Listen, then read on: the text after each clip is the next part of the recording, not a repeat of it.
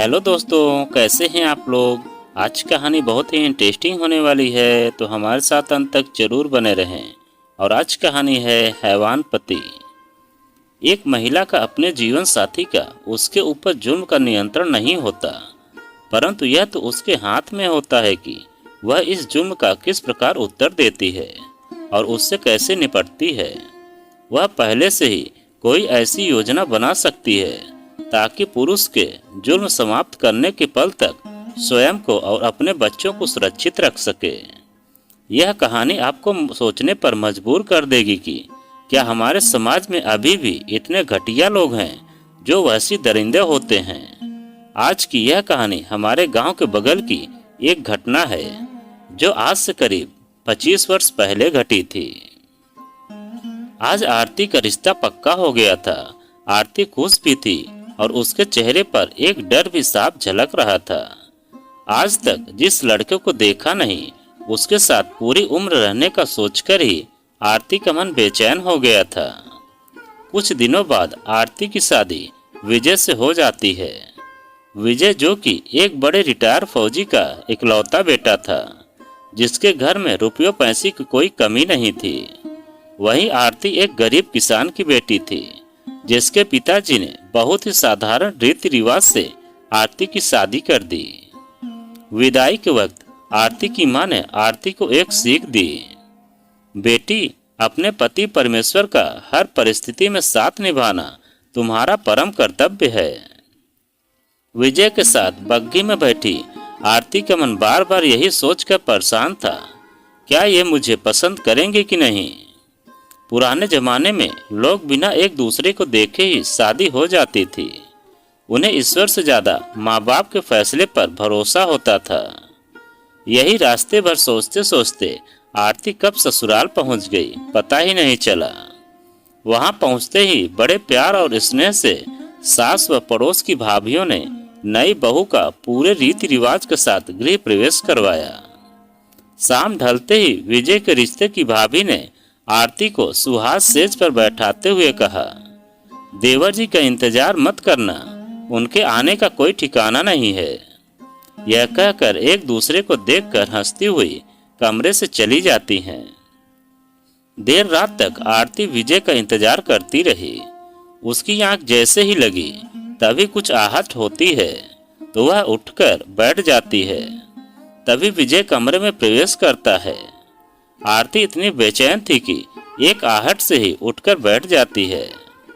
आरती के सामने एक सांवले रंग, बड़ी बड़ी आंखों व मूंछों वाला पतला आदमी लड़खड़ाते पैरों से आरती की तरफ चला आ रहा है। उसने आते ही आरती की बाह पकड़कर नीचे धकेलते हुए बोला, तेरी हिम्मत कैसी हुई मेरे सामने चारपाई पर बैठने की? तेरी जगह मेरे पैर के जूतों में है। इतना सुनकर आरती बहुत घबरा गई। उसकी आंखों में सपने शीशे की भांति आंसुओं के साथ टूटकर बिखरने लगे। विजय ने बहुत शराब पी रखी थी। आरती जमीन पर ही सहमी हुई सिकुड़ कर बैठ गई। कुछ ही पलों में विजय ने फिर आरती की बाह पकड़कर चारपाई पर धकेल दिया। फिर वह आरती पर भूखे भेड़िए की तरह आरती पर टूट पड़ा। इसी तरह रोज रात को विजय शराब पीकर आता और आरती के साथ दुर्व्यवहार करता था। आरती की आंखों में वो डर साफ झलकता था। एक दिन आरती की सास ने उसके सर पर हाथ फेरते हुए कहा, मुझे पता है बहू तेरा दर्द, लेकिन मेरी कोख ने इस राक्षस को पैदा किया है, ये आज पता चल रहा है। उसके कुछ दिनों बाद आरती के ससुर जी का देहांत हो गया। इसके बाद तो विजय को अब कोई रोकने टोकने वाला नहीं था। अब तो उसने और भी पीना शुरू कर दिया। बाप की सारी जायदाद अब विजय के नाम थी। अब उसे कोई रोकने वाला नहीं था। धीरे धीरे माँ को ही पता चल गया कि विजय शराब भी पीता है। ऐसे ही दिन गुजर रहे थे और कुछ दिनों बाद आरती ने एक सुंदर से बेटे को जन्म दिया। आरती अपने बेटे को बहुत प्यार करती थी। उसको हमेशा विजय की परछाई से दूर ही रखती थी। एक दिन आरती खेतों में विजय के लिए खाना लेकर गई। वहां जाकर विजय कहीं दिखाई नहीं दिया। खेतों को चारों तरफ देखने पर नहीं था। फिर देखा पास के एक पेड़ के नीचे विजय बैठा था। पास जाकर देखा तो विजय के साथ एक औरत थी जो आरती की मौसी के बेटे की पत्नी थी, क्योंकि आरती की मौसी उसी गांव में थी। आरती को देखकर दोनों एकदम से दूर दूर हो गए। उस औरत का नाम लक्ष्मी था। आरती को देखते ही वो शर्म के मारे नजरें नीचे कर लेती है। उसे देखकर आरती की आंखों से आंसू बहने लगे और रोते हुए लक्ष्मी से कहने लगी, भाभी छी, आप इतना नीचे गिर जाएंगी, मैंने कभी सोचा नहीं था। इतने में विजय आरती को एक थप्पड़ जड़ देता है और मुंह को दबाते हुए कहता है, चुप कर गंवार, तेरी हिम्मत कैसे हुई लक्ष्मी से ऐसी बात करने की। यह कहकर उसने जोर से धक्का देकर कहता है, निकल जा यहाँ से। आरती चुपचाप अपने घर आकर कमरे में जाकर जोर जोर से रोने लगती है और अपने लड़के को सीने से लगाकर रोती है। उसकी आवाज सुनकर उसकी सास आती है। उनके पूछने पर आरती अपनी सास को सब कुछ बता देती है। तब सास कहती है, आने दे उस कमीने को, मैं बताती हूँ तेरे ससुर की इज्जत को समाज में कैसे तार तार कर रहा है, और तेरी मौसी को भी बताती हूँ कि अपनी बहू को क्या इतनी छूट दे रही है। नहीं नहीं माँ जी, उनको कुछ मत कहना, वो लोग बहुत सीधे हैं, मैं उनसे शांति से घर जाकर बात करूंगी, आप रहने दो। उधर लक्ष्मी विजय को कहती है, अगर हमारे बारे में आरती ने मेरे पति भोला को बता दिया तो। अरे तू डर मत मेरी जान, उस गंवार की इतनी हिम्मत नहीं है कि किसी को कुछ कहे। अगर कुछ कह भी दिया तो उसका यकीन कौन करेगा। विजय, तुम्हारे पास इतने पैसे हैं कि हम कहीं दूर जाकर अपनी नई जिंदगी बसा सकते हैं। हम कब तक यूं छुप छुप कर मिलेंगे। लक्ष्मी विजय से कहती है, अच्छा अच्छा, कल बात करते हैं, अब घर जाना होगा, मैं चलता हूँ। इतना कहकर विजय वहां से निकल जाता है। घर पहुंचने पर विजय की माँ दरवाजे पर ही गुस्से में लाल मुंह लेकर खड़ी रहती है। उसे देखते ही कहती है, रुक जा हरामखोर, तुझको जरा भी लज्जा नहीं आई, अपने बाप की इज्जत तो रख लेता। विजय मासूम से शकल बनाकर कहता है, क्या बोल रही हो माँ, क्या हुआ, आप ऐसा क्यों बोल रही हो, इतना भोला क्यों बन रहा है। बहू ने सब कुछ बता दिया है मुझे, बहुत रो रही थी। अरे माँ, मैंने थोड़ा सा डांट क्या दिया, तेरी बहू तो बस रोने लग जाती है। लेकिन मेरे बारे में वो इतनी घटिया बकवास करेगी ये नहीं सोचा था मैंने। माँ, क्या तुझे लगता है कि मैं ऐसा हो सकता हूँ। माँ, मेरे अंदर तेरे और पापा के संस्कार हैं। बेचारी माँ उसकी चिकनी बातों को ही सच मान लेती है। विजय अपने कमरे में जाता है और आरती से कहता है कि आखिर तुमने अपनी औकात दिखा ही दी ना। अब अगर लक्ष्मी के पति को कुछ बताया तो मुझसे बुरा कोई नहीं होगा। दूसरे दिन लक्ष्मी विजय के साथ भागने के लिए कहती है। दोनों प्लान बनाते हैं कि सबके सो जाने के बाद भाग चलेंगे। रात होती है। लक्ष्मी सभी घर वालों को सोने के बाद सारे गहने और जेवरात लेकर घर से निकल जाती है। दोनों ने गांव के बाहर सड़क पर मिलने का सोचा था, इसलिए लक्ष्मी सड़क पर पहुंच जाती है। उधर विजय तो वहीं शराब में धुत होकर घर से जाकर सो जाता है। लक्ष्मी सुनसान सड़क पर अकेली विजय का इंतजार करने लगती है। कुछ समय बाद वहां से एक ट्रक गुजरता है। उसमें 4-5 शराबी बैठे रहते हैं। लक्ष्मी को इतनी रात को अकेला देखकर वो उसके पास ट्रक खड़ा करके बोलते हैं, अरे मैडम, कहाँ जा रही हो, हम छोड़ दें क्या आपको। लक्ष्मी कहती है, नहीं, मैं किसी का इंतजार कर रही हूँ। तभी उनमें से एक आदमी बोलता है, अरे मैडम, हमें उन्होंने ही तो भेजा है, वो अंदर है, आप ऊपर आकर देख लो। लक्ष्मी उनकी बात सच मानकर ट्रक पर चढ़ जाती है। उसके ऊपर चढ़ते ही ड्राइवर ट्रक को भगा लेता है। लक्ष्मी चढ़ते ही कहती है, कहाँ है विजय। कौन विजय। मैडम, हम किसी विजय को नहीं जानते। अब लक्ष्मी डर के मारे पसीना पसीना हो जाती है। वह समझ गई कि उसके साथ धोखा हुआ है। अब वह चिल्लाती है, कोई मदद करो। वो चारों गाड़ी को जंगल की तरफ ले जाते हैं और उसके साथ चारों बदसलूकी करते हैं। आखिर में वह बेहोश हो जाती है। वो लोग उसके पास के सारे जेवरात लेकर चले जाते हैं और उसे बेहोशी की अवस्था में सड़क के किनारे फेंक कर चले जाते हैं।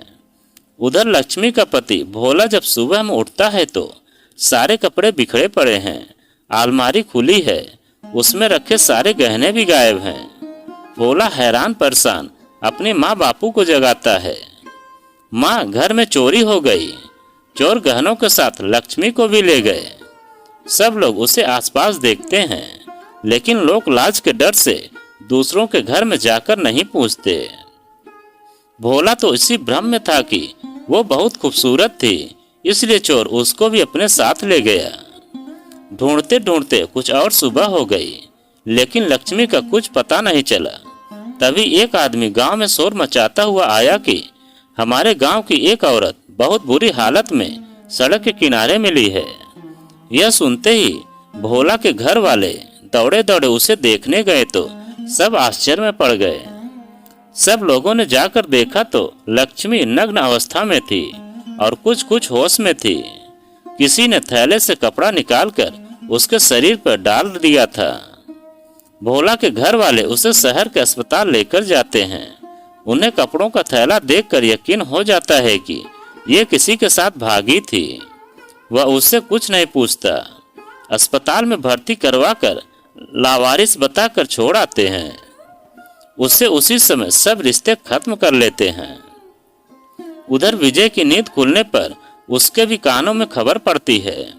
उसकी माँ से कोई औरत बात करते हुए कहती है, क्या जमाना आ गया है चाची, घर की बहू होकर भी किसी यार के साथ जा रही थी और उसने उसकी इज्जत भी लूट ली और जेवरात भी रख लिए। ऐसी औरत से तो 7 जन्म भी पाला न पड़े।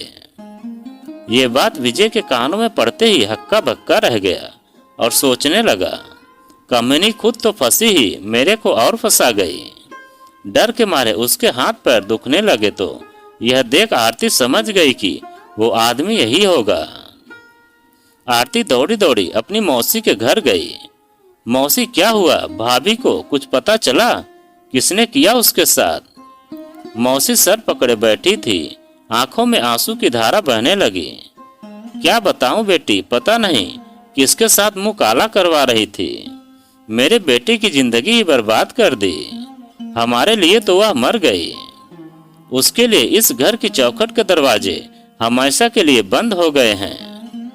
आरती अपनी मौसी के गले लगकर सब कुछ बता देना चाहती थी, लेकिन वो अंदर ही अंदर से घुटने लगी। अपने पति की वजह से मौसेरे भाई का पूरा घर ही उजड़ गया। ये विचार करते हुए घर आ गई। उसने सोचा, जो आदमी एक औरत की इज्जत के साथ ऐसा कर सकता है वो किसी का सगा नहीं हो सकता। उस दिन आरती बहुत चिंतित थी विजय की करतूत के लिए।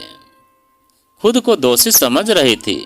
मन ही मन विचार करने लगी कि काश उस पहली रात पर ही मैं उसका विरोध कर देती तो शायद ये दिन तो नहीं देखना पड़ता।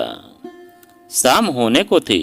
आरती चूल्हे पर खाना बना रही थी, लेकिन इतनी गहन चिंता में डूबी थी कि कभी तवी की रोटी जलती, कभी चूल्हे की आंच देते वक्त हाथ जलता।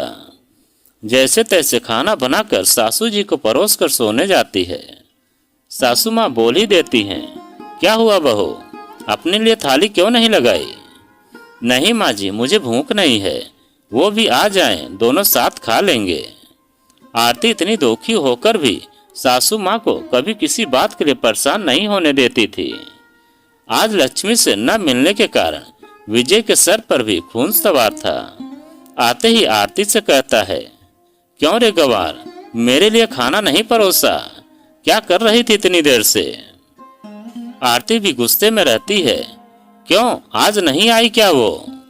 इतना सुनते ही विजय आरती पर सारे दिन का गुस्सा निकालने लगता है। विजय अपना गुस्सा निकालकर सो जाता है। उसके सोने के बाद रात को आरती पास के पानी से भरे कुएं में कूद जाती है। सुबह आरती बहुत देर तक नहीं उठती तो उसकी माँ विजय को आवाज लगाती है, अरे दोनों इतनी गहरी नींद में हो क्या? जो बच्चे की रोने की आवाज भी नहीं सुनाई दे रही है। विजय बच्चे को गोद में लेकर बाहर आता है। माँ, कहाँ गई तेरी बहू? इतने में पानी भरने गई पड़ोसन दौड़ी दौड़ी आती है। अरे काकी, आरती की लाश तो कुएं में तैर रही है। लगता है पानी लेने गई थी और चक्कर खाकर कुएं में गिर गई है। क्या? विजय और उसकी माँ दोनों दौड़कर गए तो सच में ही कुएं में तैर रही है। विजय की माँ तो यह देखते ही बेहोश हो गई और विजय दिखावे के लिए जोर जोर से रोता है। अरे, मेरे बच्चे को अकेला छोड़कर कहाँ चली गई? आरती के मायके वाले आते हैं। आरती की माँ तो विजय को ही उल्टा सीधा सुनाने लग जाती है और लल्ला को अपने साथ ले जाती है। वो अभी 1.5 साल का ही तो था। विजय का तो तनिक भी दुख नहीं था, लेकिन उसकी विधवा माँ का तो जीना मुश्किल हो गया था। वह अपने पोते के बिना नहीं रह पा रही थी, इसलिए अपने भाई से कहकर कुछ दिनों बाद विजय के लिए दूसरी शादी करके बहू भी घर ले आई। रानी नाम था उसका। उसके माँ बाप बहुत गरीब थे, इसलिए उसके बदले खूब ढेर सारे पैसे लिए थे। विजय से शादी और करवा दी। विजय के लिए तो उसकी भी कोई अहमियत नहीं थी। पंचायत में सभी बड़े बूढ़ों के कहने पर आरती की माँ ने बच्चों को विजय के पास वापस भेज दिया। अब घर का सारा काम रानी कर लेती और बच्चे को सासू माँ संभाल लेती। अब विजय को यह डर सताने लगा कि रानी किसी और के साथ चक्कर न चला ले, इसलिए वह उसे कहीं बाहर भी नहीं निकलने देता, क्योंकि एक तो वह उम्र में भी कम थी, ऊपर से उसकी सुंदरता दिन ब दिन बढ़ती ही जा रही थी। विजय सारा काम धंधा छोड़कर बस उसके पीछे पीछे ही रहता। मायके में भी एक दिन से ज्यादा नहीं छोड़ता। क्योंकि विजय देखने में बहुत अच्छा नहीं था, इसलिए जब वो रानी के साथ गुजरता तो लोग कहते, अरे यार, इसकी किस्मत तो चमक गई रे भाइयों। बस यह सुनते ही रानी के साथ भी मारपीट करने लगता। समय बीतने लगा। आरती का बच्चा रोहन अब पूरे 16 साल का हो गया। वह पढ़ाई में इतना होशियार नहीं था। विजय जब भी रानी को मारता, रोहन उसके सामने आ जाता, क्योंकि रोहन ने अपने दम पर खेती बाड़ी में मेहनत करके एक अलग बिजनेस शुरू कर लिया था। विजय और रानी के भी एक लड़की निशा थी और एक लड़का मयंक था। वह अपने बहन भाइयों से बहुत ज्यादा प्यार करता था। अब विजय को रोहन न ज्यादा दारू पीने देता और न ही रानी को मारने देता। एक दिन रानी के भाई की तबीयत खराब हो गई, इसलिए वह विजय को बिना पूछे रोहन के साथ मिलने अपने घर चली गई।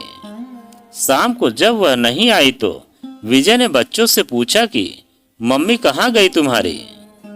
उन्होंने बता दिया कि भैया के साथ मामा जी से मिलने गई है। यह सुनते ही विजय आग बबूला हो गया। दूसरे दिन रोहन रानी को घर छोड़कर कहीं बाहर काम से गया तो विजय पहले तो उसकी खूब मार पिटाई की, बाद में कहीं दूर जंगल में ले जाकर उसको मारकर उसकी लाश को भी जला दिया और घर आ गया। रोहन जब घर आया तो उसे मम्मी नहीं दिखी तो दादी से पूछा। दादी ने कहा, तुम्हारे साथ ही तो गई थी। अब रोहन ने उसे ढूंढने के लिए चारों तरफ गाड़ी लगा दी। दिन रात एक कर दिया, लेकिन उसका कहीं पता नहीं चला। और पता भी चलता भी कैसे? अपने गांव से कोसों दूर किसी जंगल में थी वो। आखिर में उसने पुलिस में रिपोर्ट दर्ज करवाई। कुछ दिनों बाद पुलिस ढूंढती हुई उस जंगल में गई। वहां देखा तो कुछ कंकाल मिले। पुलिस ने उनका डीएनए टेस्ट करवाया तो पता चला कि वो रानी के ही थे। रोहन ने कभी सपने में भी नहीं सोचा था कि उसका बाप इतना घटिया हरकत करेगा।